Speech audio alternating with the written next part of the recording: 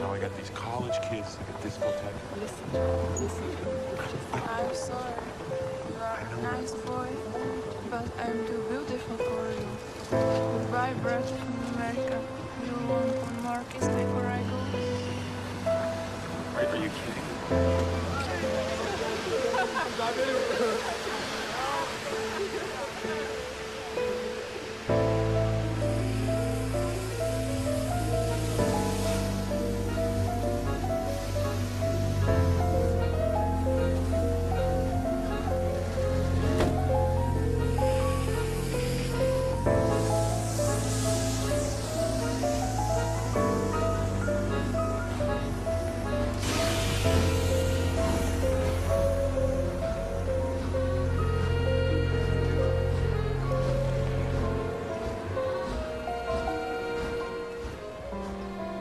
I'm here tonight to tell you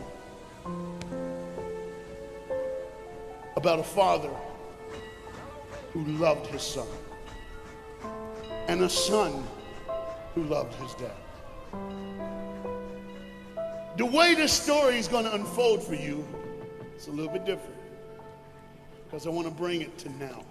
You see, a dad would go home and he would go by the school, and every now and then he would pick up his son and say, "Son, why don't you go to work with me?" The boy loved that. And when his dad would just come and pick him up, he was the happiest boy ever. He knew that he would get to spend the afternoon with his father at work, and he would get his coat and they would walk, and he would bring hot chocolate for his son, for it's really cold, and they would go through. But this boy was different. This boy would see things. This boy wasn't normal. And when they were walking one afternoon going to where dad worked, this boy would notice things that other people wouldn't notice. He see things other people wouldn't see. He sees a man in a bathrobe in the middle of the street who's yelling at a second-story window. He sees a woman who's very angry at him and doesn't really want to hear what he says. This boy, as the rest of the world hustles by, he slows down. He sees the hurt and the pain. He sees the anguish and the sorrow. He sees the window close and a desperate man trying to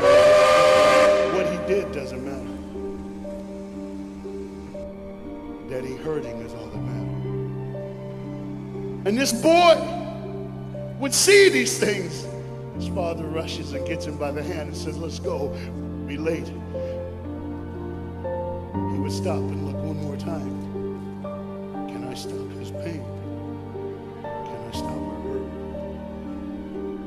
But the boy loved his father. They would go and they would catch the trolley. I think that's what you call it here. We call it a tram.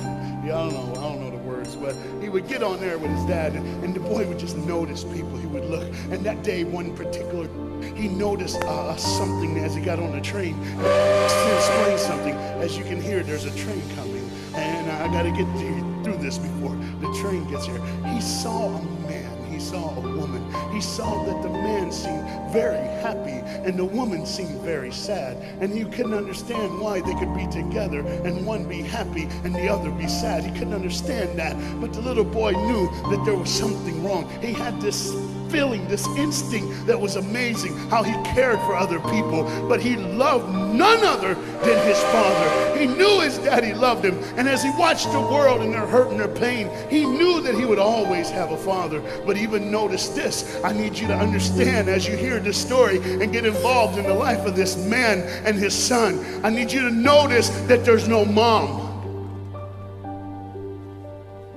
Say, walk through the woods, the boy would say to his father, Dad, what will I do when I grow up?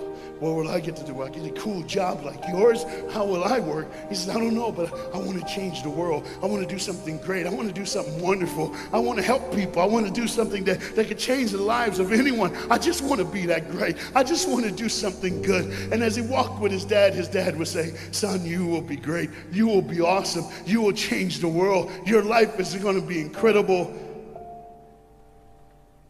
There was a train coming. There's always a train coming. The train is called life.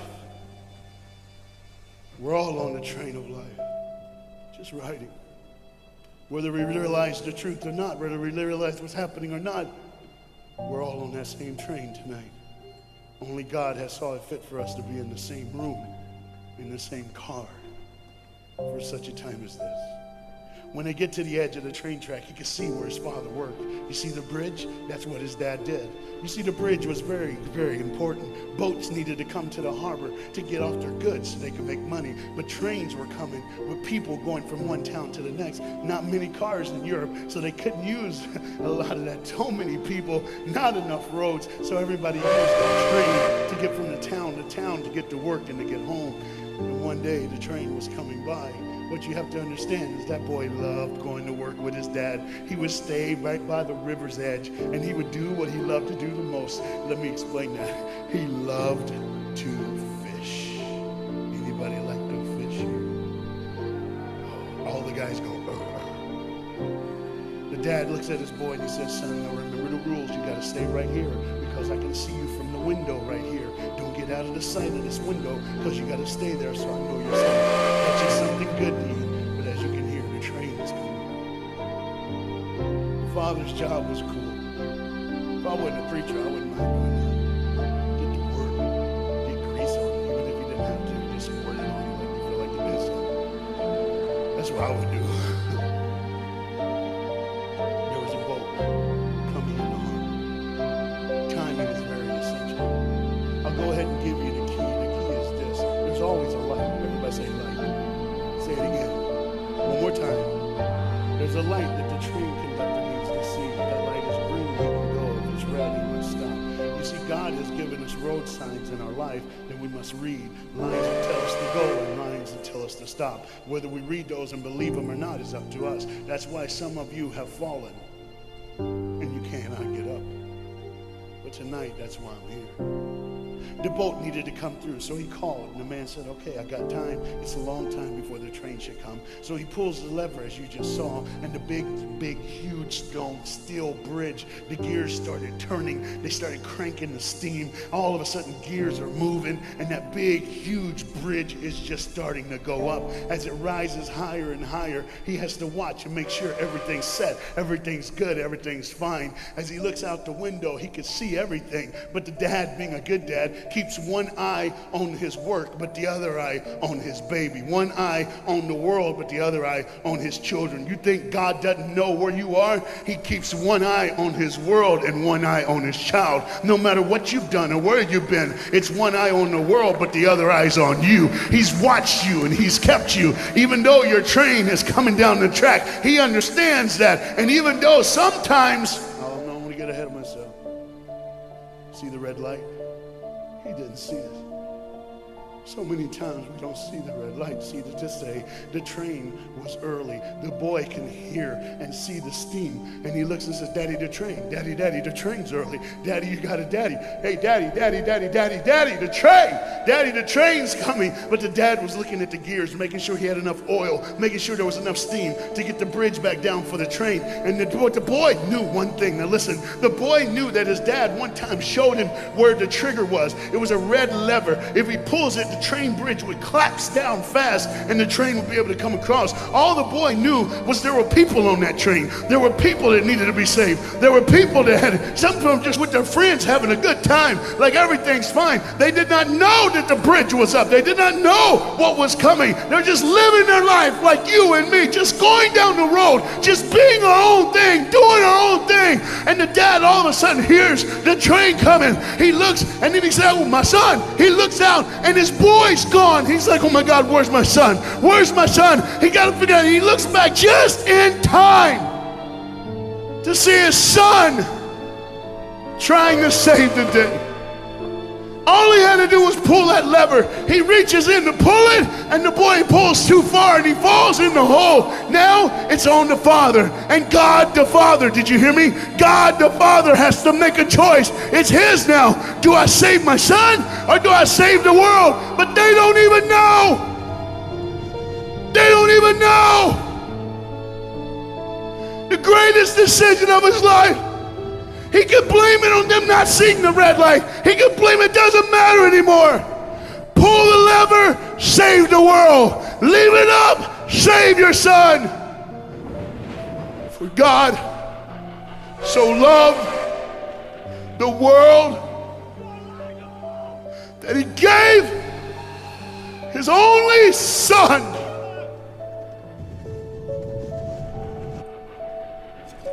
Whosoever believes in him will not perish. 3, 2, 1. It's over. And they didn't even know. They never would know. They didn't even know the train goes by. It's fine. Everything's cool. The bridge is down. Just like always. It's always going to be down. Are you hearing me tonight? He gave his only son. For God so loved the world that he gave. And you know what's amazing? I wonder what God did right when his son died on that cross. When he breathed his last breath. When he took that breath and he breathed and it was over. Here's what the Father would have looked like. They didn't even know, just trying to think of their life. Just trying to figure out what they're going to do next. Just thinking about the person they're going to see, the people they're going to hang out with.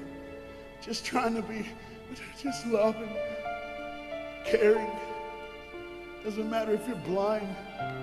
Doesn't matter if you're putting on a little more makeup, trying to look pretty for somebody, or just wearing another mask. It doesn't matter. God gave his son for you. What will I do when I grow up? Where will I go when I grow up? What will I change? And there was a girl in the back. Liquefied her heroin. She died for her. He died for her. But in one moment, are you listening? In one moment, as the Bible says, everybody gets a chance. In one moment, to see the look of the Father when he knows when you realize what he did for you, when you realize the sacrifice, when you realize he let his son die so that can live, when you realize what he did, no matter what you're doing, no matter where you're at in this life, no matter what you're a part of, you gotta stop. You gotta stop. Even if it's for 1 second, and think, my God, he did it for me.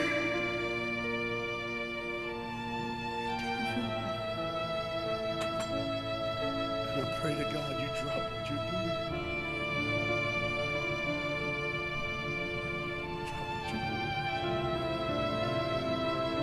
With all the pain, hurt, sorrow, did it for you. That's why you're so quiet. You see the trains coming. The trains coming. Everybody has things, you have ways of I don't want to do that. I don't want to, but why do I keep doing it? Even Paul said, why do I do? My flesh tells me, and I do what I know is wrong, and I don't do what I know is right. You got to understand tonight, the fight is on, and we can win. We become more than conquerors through Jesus Christ. And I'm not preaching just for me, I'm preaching on behalf of you. But what you got to understand is, there had to be a moment in those 3 days when Jesus died on a Friday and rose again on a Sunday. There had to be this moment. Go ahead, look at your screen. When it was just God and his baby. And his son.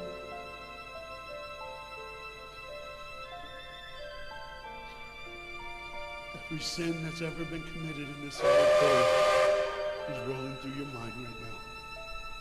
I'm here to tell you that as the sun sets in the afternoon, the sun will rise again. And when the sun rises again, you cannot change your past, but you can change your future. You see, it's always a different day. One day someone lives, the next day they die, the next day you wake up and you're still living. You're like, why am I going to live? Why does this have to be my turn? Why can't I? You can just preach. I could have stopped, but I need you to see the whole picture here. You see, because when God the Father gave his only son, when Jesus Christ breathed his last breath and he died, he did it in a way that you can never ever say, you don't know me, you don't understand me, God don't understand my pain, God don't understand my sorrow. You see, that's the very train that boy was on. That's the very train that he was on. And as this dad remembers, look real close. You see the pictures of the people? Bam, there they are. But there's somebody added in the picture, isn't it? Bam, there they are. Do you see who's added in it? In every face of every person, Jesus is in their life. Why? Because when you're the greatest sacrifice, you always end up in everyone's life. No matter where they are, who they are, he did it so that you can say he was there all the time, waiting patiently in line. Jesus Christ was there all the time.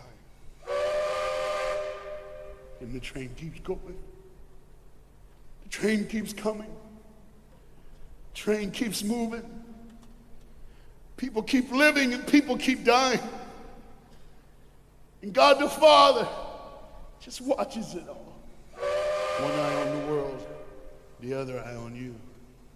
Some of you are starting to figure it out. You're like, what is he looking for? Just one girl.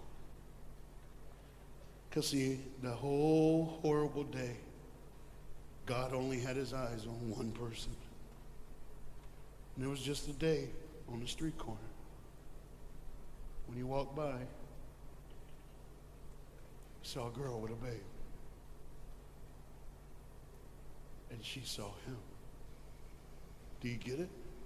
Old things are passed away. Behold, all things become new. He did it so that we can live. No matter what the sin, no matter what the pain, no matter what the sorrow, the sacrifice was perfect. It was perfect. And it was for you. And God the Father watches it all unfold. And all he can say